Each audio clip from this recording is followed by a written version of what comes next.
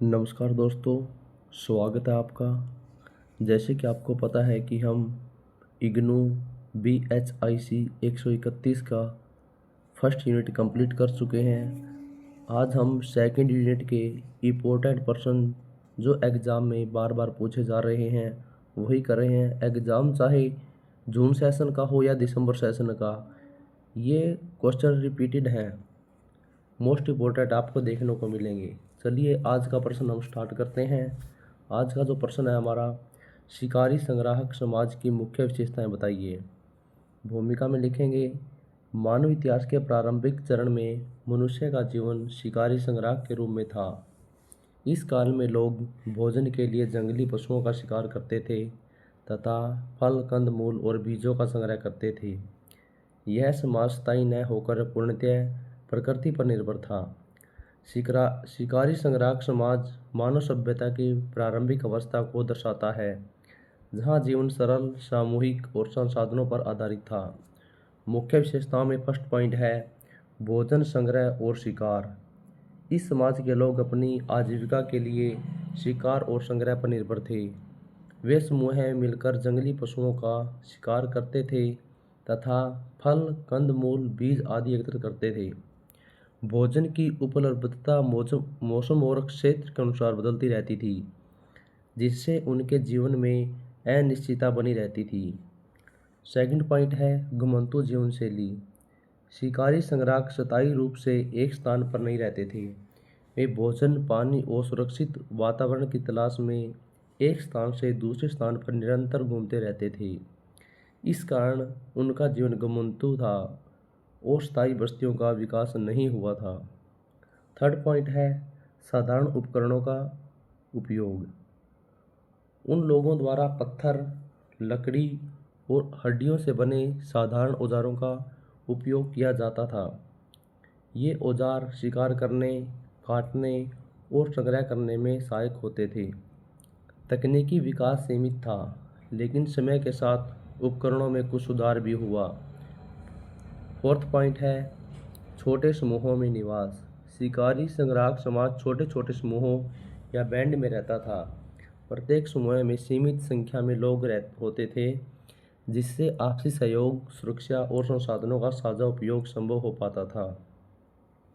Fifth point है निजी संपत्ति का अभाव। इस समाज में निजी संपत्ति की अवधारणा विकसित नहीं हुई थी।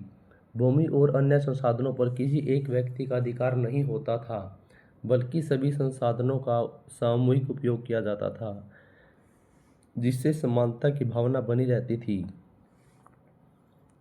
नेक्स्ट पॉइंट है प्रकृति पर निर्भरता। इनका जीवन पूरी तरह प्राकृतिक संसाधनों पर आधारित था। मौसम, वनस्पति और पशुओं की उपलब्धता उनके जीवन को प्रभावित करती थी। प्राकृतिक परिवर्तन सीधे उनके जीवन और आजीविका पर प्रभाव डालते थे। नेक्स्ट पॉइंट है सामाजिक संरचना में समानता। शिकारी संग्राहक समाज में सामाजिक असमानता बहुत कम थी। सभी सदस्य लगभग समान स्थिति में होते थे और कोई स्थायी उच्च या निम्न वर्ग नहीं होता था। निर्णय सामूहिक रूप से लिए जाते थे। नेक्स्ट पॉइंट है तकनीकी सीमाएं और आग का उपयोग।